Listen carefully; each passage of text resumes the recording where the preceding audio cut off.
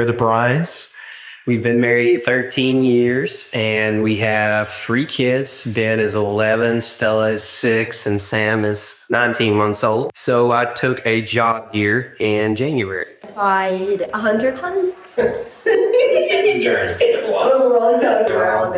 Yeah, I kept the same. I stayed in the same career, same job, same place for about 10 years.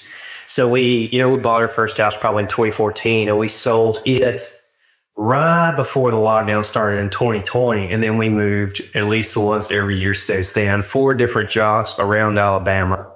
I thought we had grown in humility in a huge way. It's like, okay, this is my value. 1 is not in my career. And 2, like I've been so blessed by God before this.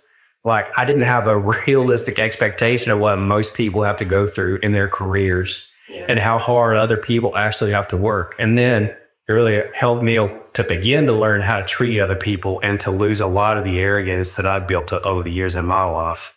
The community we live in here now in Mims, it's super similar to the community we lived in North Alabama. So that part is nice. But to move 12 hours away from any type of support and then to find community so quickly where, I've been parts of other churches, probably 4 other churches in my life, just with us moving.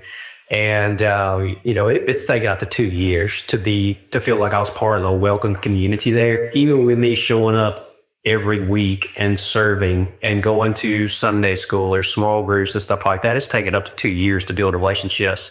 And that can be a really long time in a new community, whereas here it's like, we show up in January and March, we're like, we feel like we have community here. And I don't even know that we were really serving that much per se. We were barely plugged into small groups, but to already feel welcomed in when we were so far away from family is really awesome. I've done small groups before and I am a lot more timid.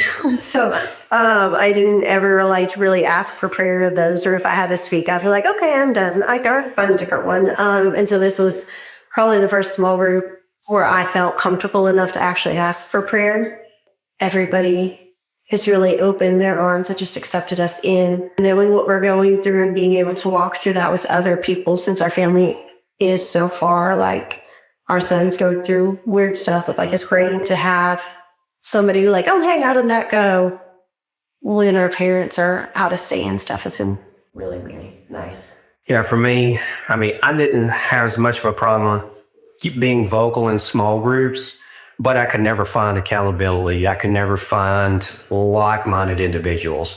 And so for me to get involved and immediately have people that would challenge me with my walk of faith and that would call me out on the edge is completely invaluable. Whereas, it's like 2 years, it might take you 2 years somewhere else to experience something like that. God's been really sweet through that. I've been crying now. I kind of like crying, but it's been really cool because how crazy, out of all places we've been to, Ben's loved Jesus for a long time.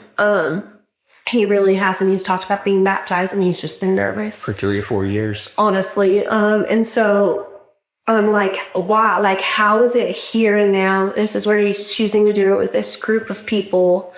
And so it's just cool to see how God works things or push you where you need to be for the seasons that you're in. The last church that we're part of, probably one of the biggest churches in America. It's like, I don't relate to any of these men here. I don't have a master's degree. We don't have a white picket fence, but to come here and to be the authenticity of the people. Authenticity. And Paul said something from stage one day. It's just like, it is okay if I'm a country boy. There's nothing wrong with that. It's okay if I'm a tradesman.